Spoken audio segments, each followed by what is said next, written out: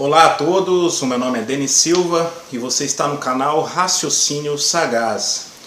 No vídeo de hoje vai ser um vídeo muito especial, iremos ter aqui uma entrevista, iremos novamente ter aqui a participação de um convidado e vamos falar um pouco a respeito da Reforma Protestante. Alguns pontos que dificilmente iremos abordar aqui, dificilmente iremos escutar em algumas lives a respeito disso. E para essa então entrevista, eu convido então o nosso irmão Fernando César. Seja muito bem-vindo, Fernando. Pode se apresentar então aqui para o público do nosso canal. Seja muito bem-vindo, viu? Olá a todos, eu sou Fernando César do canal Crônicas do Novo Mundo. Eu sou cristão Testemunho de Jeová e fui católico por 25 anos e me tornei pesquisador independente. E tenho por objetivo pessoal passar o meu conhecimento, procurando sempre respeitar as crenças das pessoas. Agradeço o convite do Denis para estar hoje aqui com vocês. E espero que o pouco que eu aprendi e as minhas experiências possa ser de ajuda para todas as pessoas, para as pessoas de todas as religiões. Obrigado a todos por estar aqui assistindo e obrigado novamente ao canal Raciocínio Sagaz pelo convite. Muito bem, Fernando. A primeira pergunta aqui que eu faço para você é qual teria sido o motivo principal para acontecer então o movimento dos reformadores? Você poderia comentar um pouquinho a respeito disso? Na Idade Média, a igreja que dominava era o catolicismo, e os bispos católicos se autodenominavam sucessores do apóstolo Pedro, e desenvolveram certas liturgias com relação a isso. Por exemplo, podiam também perdoar pecados, os papas se tornaram sucessores infalíveis, foi criado o ritual da missa, onde Jesus podia ser continuamente sacrificado todos os dias de domingo. É curioso que o sacerdote católico, na missa, passou a ser um escolhido por Deus, para oferecer continuamente o corpo e o sangue de Jesus aos fiéis, nas chamadas transubstanciação, quando, segundo eles acreditam, ocorre a mudança da substância do pão e do vinho do corpo e do sangue de Jesus de forma literal, na chamada Eucaristia. Mas um bom estudante da Bíblia sabe que Jesus não poderia ser morto mais de uma vez. A Bíblia diz em 1 Pedro 3,18: pois também Cristo morreu uma única vez pelos pecados, o justo pelos justos, para conduzir-vos a Deus. Outros ritos que também não faziam parte do cristianismo original foram se desenvolvendo, como o batismo de bebês, sendo que recém-nascidos não têm a consciência de uma pessoa adulta para se tornar um seguidor de Jesus Cristo. E por esse motivo que a reforma determinou que somente pessoas adultas poderiam ser batizadas. Outra coisa que forçou um movimento de reforma foi a criação de objetos supostamente abençoados por Deus, como panos benzidos, pedras benzidas, colares benzidos, que se transformaram em objetos da sorte. Uma pesquisa feita revelou que, se fôssemos a juntar as relíquias do madeiro onde Jesus foi pregado e morto, daria para encher um caminhão inteiro. Outros ritos, como peregrinações a lugares distantes da terra e pagamento de promessas feitas a Deus usando de sacrifícios, como subir longas e altas escadas de joelhos, tendo muitas vezes os fiéis de seus joelhos machucados, sangrando. E principalmente o que eu não posso deixar de falar são as missas rezadas numa língua morta, o latim, que quase ninguém entendia, com os padres sempre de costas para o público. E este costume durou até meados do ano de 1966. Os seus avós devem se lembrar disso, perguntei para eles. A leitura da Bíblia era também praticamente proibida ou desencorajada. Um exemplo da intolerância religiosa se vê presente no Concílio de Toulouse, que determinou: proibimos os leigos de possuírem o Velho e o Novo Testamento. Proibimos ainda mais severamente que estes livros sejam possuídos no vernáculo popular. As casas, os mais humildes lugares de esconderijo, e mesmo os retiros subterrâneos de homens condenados por possuírem as escrituras devem ser inteiramente destruídos. Tais homens devem ser perseguidos e caçados nas florestas e cavernas, e qualquer que os abrigar será severamente punido. Concílio de Toulouse, Papa Gregório IX, ano de 1229. Com base nisso, então, Fernando, quando que começou a Reforma Protestante? É aceito que foi o monge agostiniano Lutero, em 1517, com as suas 95 teses contra a Igreja de Roma, considerado um cisma interno da Igreja Católica. Destaca-se a defesa da liberdade das pessoas de ler a Bíblia sem interferência de tradições, na chamada somente a leitura das Escrituras, a justificação pela fé, sem depender de ritos sacerdotais para perdão de pecados na chamada confissão, e contra a venda de indulgências, quando o Papa passou a oferecer o perdão para quem matasse os inimigos da fé católica, principalmente na Terra Santa. Essa indulgência plenária implicava na remissão total das penas temporais, o que significava que o indivíduo estava perdoado não apenas do pecado como o assassinato, mas também de qualquer pecado que viesse a cometer no futuro. A reforma também foi impulsionada pela ganância de reis. Era uma porta aberta para eles tomar posse de muitas riquezas acumuladas pelo catolicismo durante mais de 1000 anos, principalmente na questão das terras, no sentido de terrenos e imóveis, que ainda hoje é a principal riqueza da Igreja Católica. Lutero, no entanto, era contra o acúmulo de bens. Ele lutava pela igualdade entre ricos e pobres. Recentemente, em 31 de outubro de 2017, foi comemorado os 500 anos da Reforma Protestante. E o Papa Católico, sabendo que esta data festiva se aproximava para os separados, convocou 2 anos antes, em 2015, uma reunião no Vaticano com muitos pastores evangélicos do mundo todo, celebrando a união dos líderes da cristandade em torno da doutrina que eles têm em comum, a Santa Trindade. Norman Champlin, um dos maiores e mais reconhecidos teólogos trinitários, disse: "A Trindade não pode ser explicada. Ninguém consegue conciliar a Trindade com o monoteísmo absoluto. A divisão do Deus Supremo em Javé Pai, Javé Filho e Javé Espírito Santo, 3 pessoas que são ao mesmo tempo 3 Javés, é um mistério indecifrável da Trindade. E isso tem enfraquecido a fé de muitas pessoas do mundo com relação à adoração que Jesus praticava. Jesus adorava o Deus dele no céu e hoje continua adorando esse mesmo Deus no céu, que é um Deus indivisível, não pode ser dividido em mais de uma pessoa. Mas outras doutrinas continuaram como motivo da separação entre a Igreja Mãe e a Igreja Filha, como, por exemplo, oração pelos mortos, procissão de louvor a santos, celebração da missa, veneração de imagens, canonização de santos, devoção da Virgem Maria, transubstanciação da ceia, confissão auricular e invenção do Rosário Mariano. É também importante acrescentar que antes da reforma de Lutero existiu uma pré-reforma, com participações de destacados pregadores da Bíblia.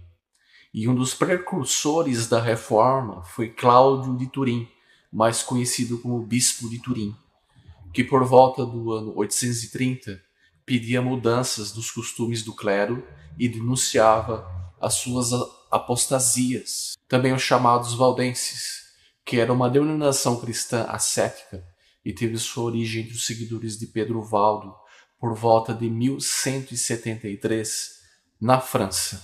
Eles faziam votos de pobreza e buscavam uma vida afastada da riqueza, o que acabou por chamar a atenção da poderosa Igreja Católica. No século XVI, os valdenses começaram a buscar uma reforma, promovendo a justiça social, a liberdade religiosa e logo após isto, o grupo todo sofreu intensa perseguição e quase foram totalmente aniquilados. Já em 1631, líderes protestantes começaram a considerar os valdenses como precursores da reforma diante da reconhecida opressão do catolicismo romano.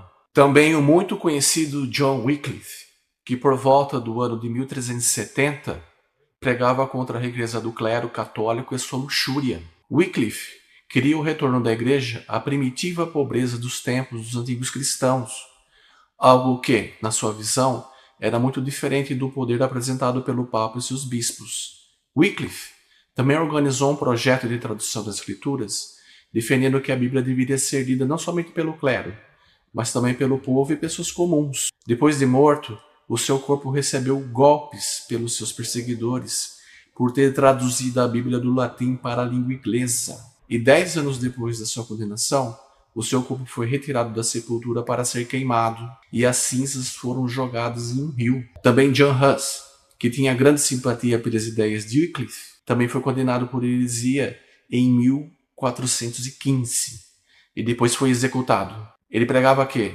ser membro da igreja hierárquica não é garantia de ser membro da verdadeira igreja. E também dizia que Cristo é a cabeça da igreja e não o Papa. É interessante, né, esses argumentos que você usou, porque muitos acham que começou aí por volta de 1500, principalmente por Martinho Lutero, né? Mas como você explicou, essa reforma aconteceu muito antes do que a maioria das pessoas elas entendem como sendo reforma protestante. Interessante, obrigado. E na sua opinião, César, quais foram as principais polêmicas da reforma? Você poderia comentar um pouquinho para nós sobre isso? A maior polêmica foi sem dúvida o assassinato de Miguel Servetti, que estudando a Bíblia percebeu que a Trindade era uma falsa doutrina. Ele depois foi perseguido, preso e queimado na fogueira por protestantes como um verdadeiro herege, se tornando um dos primeiros mártires defensores do unitarismo bíblico. Se você hoje, por exemplo, conversa com as pessoas sobre a Bíblia e o teu rival não tenta pular no teu pescoço e te matar, agradeça a Deus. Porque o fanatismo naquela época era tão grande que o católico Henrique VIII, discutindo sobre a Eucaristia Sagrada por 5 horas com John Lambert sobre a transubstanciação, e como ele não conseguia ganhar nas verdades bíblicas contra ele mesmo, Henrique deu uma opção para Lambert: crer na fé católica ou morrer. Lambert preferiu a morte a negar sua fé, e Henrique o fez queimar com fogo muito, muito, muito lento. E no meio desse contexto, né, que você explicou historicamente, você acha que ainda existe polêmicas no meio religioso, principalmente com respeito aos protestantes e evangélicos? Sim, diga-se de passagem que até 1916 os pesquisadores reformistas ainda estavam indecisos de como formar verdadeiras igrejas reformadas. Então começou a surgir a mistura de ensinos da Bíblia com superstições.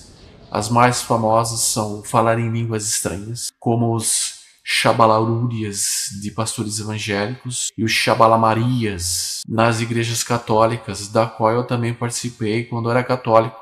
Não tem coisa melhor do que nós orarmos em línguas, porque além do Espírito Santo estar orando em nós, na nossa casa, solta a sua voz, vamos juntos. Candaria bandari candori vatori shibalandari candari coria bandalia valaria naniara catandari cotaria bandara tilivanio maricandari sivalayamania candaria bandorivania. Se você não orava assim, começa agora.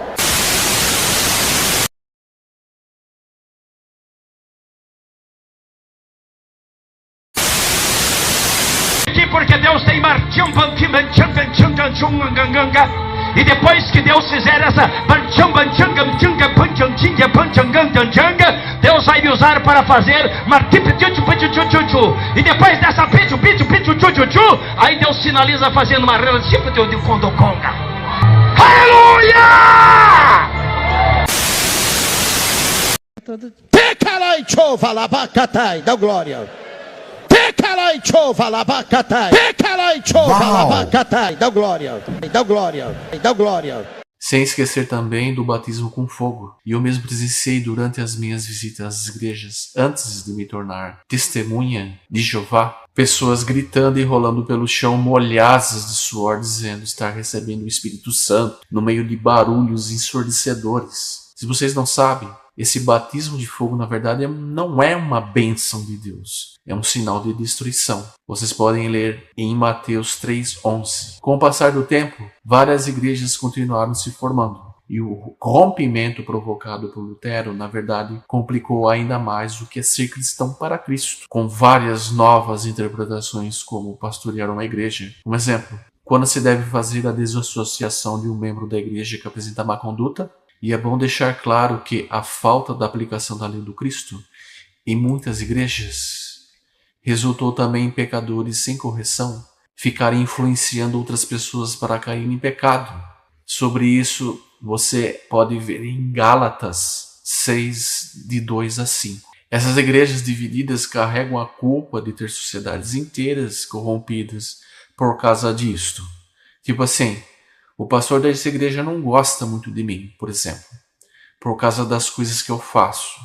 Mas agora eu vou para outra igreja onde ninguém me conhece e lá continuo fazendo tudo o que eu quero.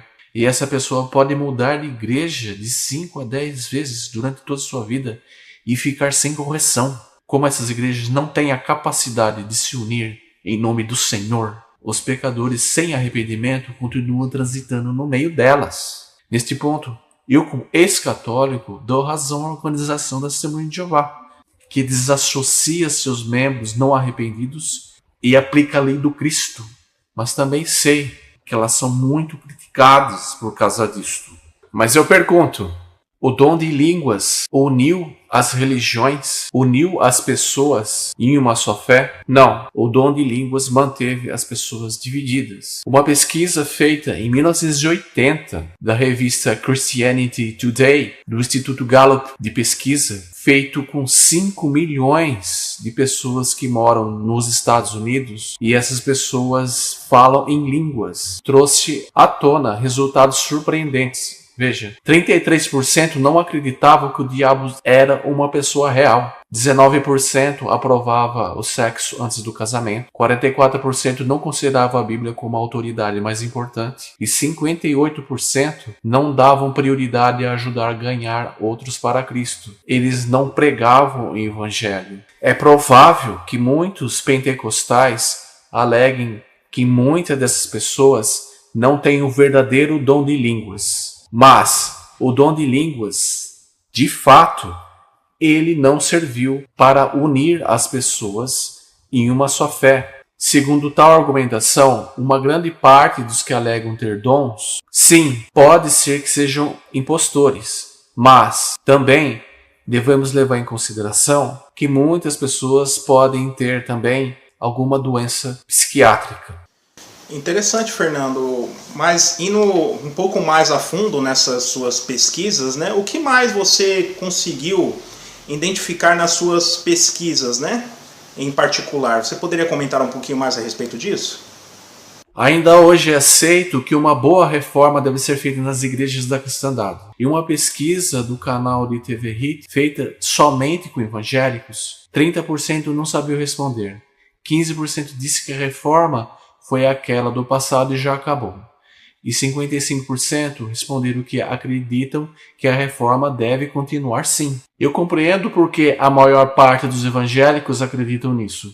Porque eu pude ver durante minhas visitas nas igrejas, por exemplo, várias interpretações diferentes do Apocalipse, o que é mais comum. Eu conversei certa vez com um pastor da igreja quadrangular sobre 144 mil que vão para os céus de Apocalipse 7. E ele me disse que a liderança da igreja dele queria muito acertar as interpretações de Testemunho de Jeová, pois eles achavam ser a mais correta, mas eles estavam com muito medo de fazer isso e perder fiéis e parte da renda com os dízimos. Então, segundo esse pastor, eles foram obrigados a continuar ensinando errado, porque muitos de seus amigos pastores iriam ficar sem dinheiro e sem trabalho. Vejam que absurdo! O que mais me chamou a atenção foi ver pastores querendo ganhar adeptos no grito. E para ganhar nessa disputa, começaram com as práticas da adivinhação que ainda hoje vemos nas igrejas neopentecostais, como sessão de curas, culto ao Espírito Santo com danças e muita música alta, pessoas rodopiando dentro de igrejas. E o que eu considero mais grave, pastores tendo sonhos de revelações. Ainda é muito comum eles tendo visões que anjos falam com eles. E às vezes Jesus em pessoa vem falar com eles. Olha, veja só. Não! Não pode ser! O mais estranho é ver o Jesus da segunda pessoa da Trindade levando sonhos e revelações diferentes para dentro de cada igreja. É bom destacar que essa prática se desenvolveu numa crença popular que Cristo havia escolhido muitas igrejas e seus pastores para seguir com a obra da reforma e pregação do Evangelho. As mais famosas dessas igrejas são Batista, Anglicana, Metodista, Calvinista, Presbiteriana e outras como o Evangelho Quadrangular, Assembleia de Deus, Deus é Amor, Universal do Reino de Deus e mais outras. Mais de 40 mil outras igrejas competindo entre si para saber qual é a verdadeira igreja do Senhor. Você acha, Fernando, após essas suas considerações, que é possível haver união dessas igrejas, apesar de toda essa pluralidade, né, tanto de instituições como de doutrinas? Não, porque o que foi desenvolvido por essas igrejas não foi um método seguro de unificar os grupos de pesquisadores numa mesma igreja ou religião, mas um método de oferecer mais liberdade, de ser mais um pregador. Como exemplo, a pessoa tem a liberdade de receber o Espírito Santo de Deus e interpretar ela mesma as Escrituras. Ninguém tem o monopólio sobre a graça de Deus. Todos os que aceitar a verdade da Bíblia poderá obter a salvação, sim. Porém, as igrejas no geral interpretam esse Espírito que se faz presente em suas orações como se fosse uma terceira pessoa de Deus andando pela terra com a estranha missão de fundar outras igrejas. Principalmente quando a liderança de uma igreja entra em conflito sobre doutrinas e um diácono, muito insatisfeito, sai dessa igreja e vai fundar outra igreja com a aprovação do mesmo Espírito. Pode isso? Não poderia, mas é a pura realidade. O tema de hoje é o seguinte: pessoas que brigam por cargos e por reconhecimento dentro das igrejas.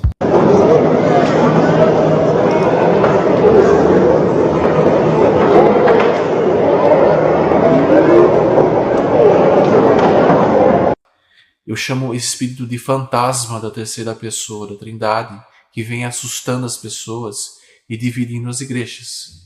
Mas nós, Testemunhos de Jeová, sabemos que isso não é uma pessoa separada de Deus.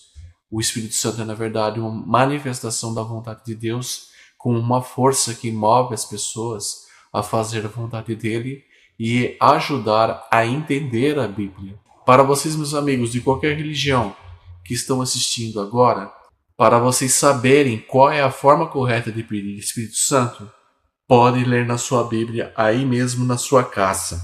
Lucas 11:13, que diz: quanto mais dará o Pai Celestial, o Espírito Santo, àqueles que lhe pedirem. Você pode sim orar a Deus através do nome de Jesus, pedindo ajuda para entender a Bíblia. E se você não se inscreveu no canal Raciocínio Sagaz, se inscreva. E também no meu canal Crônicas do Novo Mundo, e assistam os vídeos. A reforma, na verdade, é mais uma oportunidade que grupos separados de evangelistas aceitarem em comum acordo para transformar ela no movimento do não queremos que ela de fato termine. Aí existe uma certa malandragem. Ela se transformou no direito conquistado de muitas pessoas oportunistas para fundar igrejas e suas várias denominações. Hoje existem centenas de igrejas reformadas que saíram do catolicismo, mas cada uma delas é diferente das outras com seus costumes e doutrinas. Uma verdadeira Babel de igrejas onde pessoas com simples curso de teologia pegam seu diploma, vendem seu carro e depois com o dinheiro constrói sua igreja, da qual irá obter um grande lucro. Eu tive um vizinho que é pastor evangélico. Esse vizinho meu, eu lembro muito bem, ele saía de casa para fazer compras e na mão carregava um chumaço de dinheiro, um bolo de dinheiro, enchia o bolso dele, parecia que estava carregando uma pedra no bolso. Era tanto dinheiro que ele carregava no bolso que eu acho que dava para ver de lá de cima, lá no espaço, na lua. Como você encara, Fernando, essa reforma que aparentemente parece que nunca vai acabar, ela afeta o verdadeiro cristianismo? Na verdade, não aconteceu uma reforma protestante. Na minha opinião, aconteceu uma revolta protestante, que gerou um sistema muito mais complexo de estudo da Bíblia, desenvolvendo algo que eu comparo a um câncer. Este mais conhecido como ecumenismo. A reforma é o sintoma, mas o ecumenismo é a doença a ser tratada. Este movimento, na verdade, é um tapa-buraco da reforma, porque, como já comentei, hoje não existe mais um verdadeiro interesse em terminar uma reforma, porque esses grupos de igrejas separados, tendo Cristo como o único Senhor, o qual eles idolatram, ficam inventando e reinventando os chamados cultos de avivamentos, que já aconteceram milhares de vezes. E depois as reclamações continuam, e isso levou aos chamados desigrejados. Esses sem igrejas muitas vezes fazem nas suas casas reuniões e cultos, chamando parentes ou vizinhos para servir nas suas casas, e eles mesmos acabam se transformando em novos pastores, agora presos dentro das suas próprias casas. Vejam que absurdo. Será que esse sistema ecumênico ele ajuda as pessoas a aprender mais sobre a Bíblia e sobre o próprio Deus? O que você tem a dizer sobre isso? Sim, muitas pessoas aprenderam coisas boas, sim, mas não é exatamente isto o que está acontecendo. Na verdade, as dúvidas com relação à Bíblia e seus ensinamentos gerou um comércio lucrativo de vendas de livros. Eu pessoalmente observei escritores explorando a fragilidade das pessoas com a intenção de vender livros e não de reunir o povo definitivamente numa mesma religião. Você se lembra do livro O Código da Bíblia, de 1997? É um livro onde o autor cruza a mensagem das Escrituras para tentar adivinhar o futuro, numa espécie de profecias escondidas nas letras da Bíblia. Eu presenciei escritores evangélicos visitando várias igrejas. Eu estive numa dessas reuniões, onde eles armam uma bancada e ficam vendendo livros copiados, piratas, para ganhar dinheiro sem adquirir os direitos autorais da obra. É por isso também que a divisão das igrejas se tornou muito lucrativa. Não existe um papa evangélico que possa ficar vigiando eles. E pastores gostam muito dessa liberdade. Ah, se gostam. Gostam sim. Vocês podem não acreditar, mas um crente pode comprar um livro numa loja evangélica para entender uma determinada passagem da Bíblia, e andando 2 quadras pelas ruas, ele pode entrar em outra loja evangélica e comprar outro livro que vai tentar desmentir o primeiro livro que ele acabou de comprar. É incrível! Já ouviram falar no Unidunité Salamemingue? E o escolhido foi você? Sim ou não? Já ouviram? Isso mesmo! Ele vai fazer isso para saber qual livro ele vai aceitar como instrução pessoal. E pior, os dois podem estar ensinando coisas erradas. Esta reforma não definiu qual livro o crente poderá ler, porque eles ainda não têm uma confissão de fé estabelecida nesse chamado carrossel de igrejas. E vale ressaltar que o ecumenismo levou uma certeza que não havia mais certeza nenhuma sobre a verdadeira vontade de Deus. E isso levou praticamente todas as religiões durante os últimos séculos a se unirem em guerras. Todos sabem que na Segunda Guerra Mundial podia-se ver católico matando católicos, evangélico matando outros evangélicos de outras fronteiras, se matando entre si. Uma verdadeira tragédia em nome do Senhor. Fernando, você comentou que foi católico por cerca de 25 anos, né? E agora é cristão testemunha de Jeová. Como você, então, com base nisso, já que foi católico e batizado, vê as coisas depois de ter estudado a Bíblia com as testemunhas de Jeová? Você poderia comentar para nós, por favor? Eu, como disse para você, estive durante muito tempo visitando igrejas protestantes e evangélicas. E passei pelo espiritismo também. E percebi que a revolta protestante levou consigo, na sua tentativa de mudança, muitos conceitos pagãos absorvidos pela Igreja Católica. É interessante o que diz o livro Em Defesa da Fé Cristã, Respostas a Perguntas Difíceis, de David Hunt. A editora é a casa publicadora da Assembleia de Deus, na página 310. Os primeiros reformadores, como Martinho Lutero, haviam sido católicos e, infelizmente, retiveram alguns dogmas do catolicismo.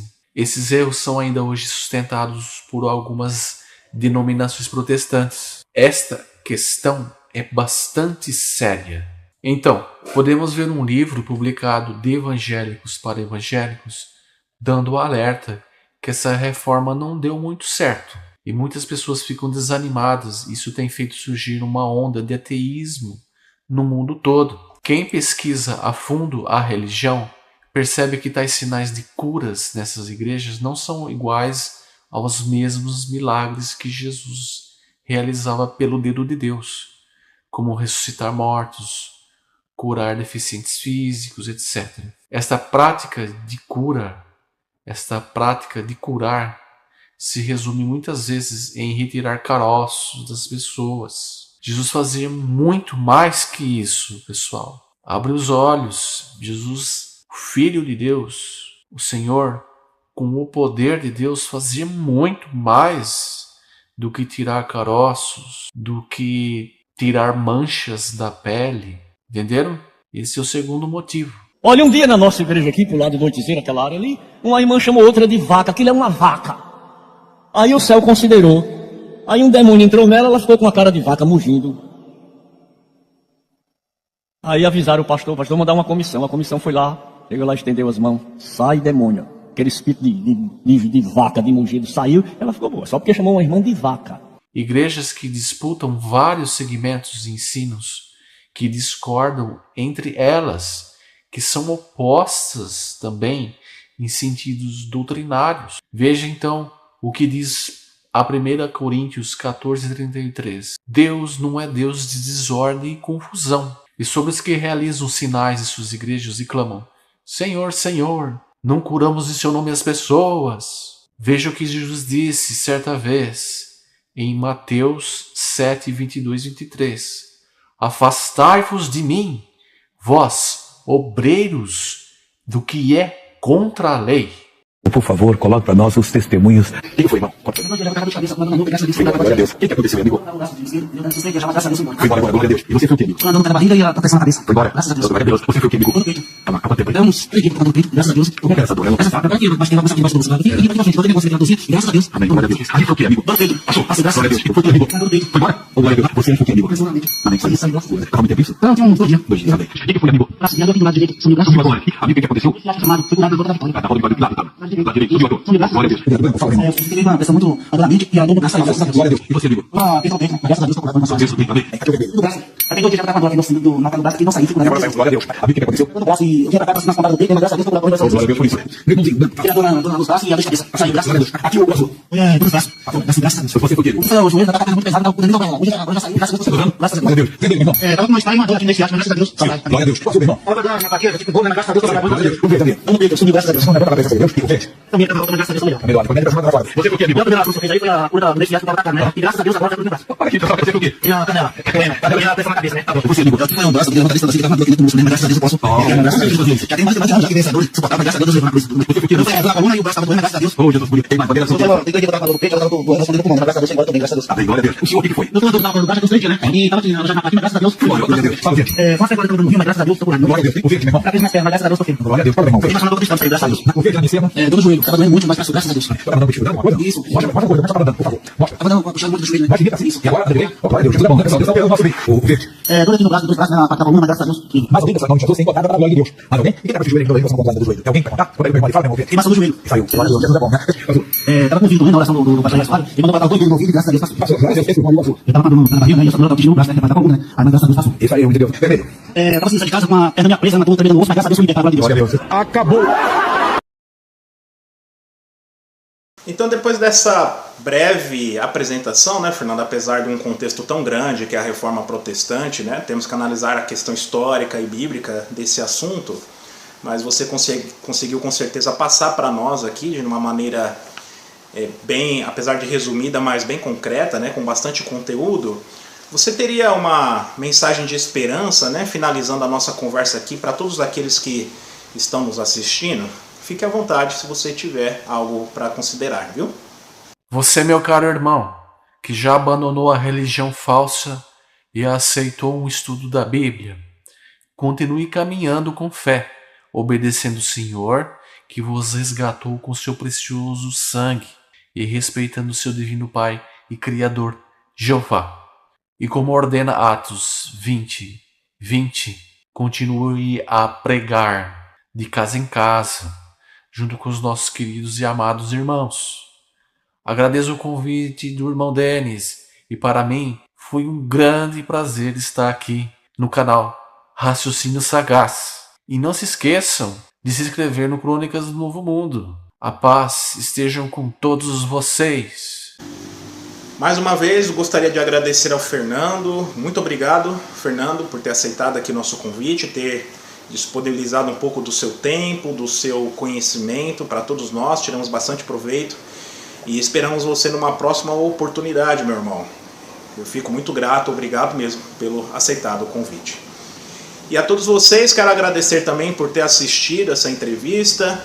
Se gostou, por favor, compartilhe, se inscreva, dê o seu like. Aproveite também, se inscreva no canal Crônicas do Novo Mundo, com conteúdos excelentes para aqueles que querem aprender a respeito da Bíblia e defender contra opositores e apostas, conteúdo então excepcional. Mais uma vez, quero agradecer, fique com Deus e tchau.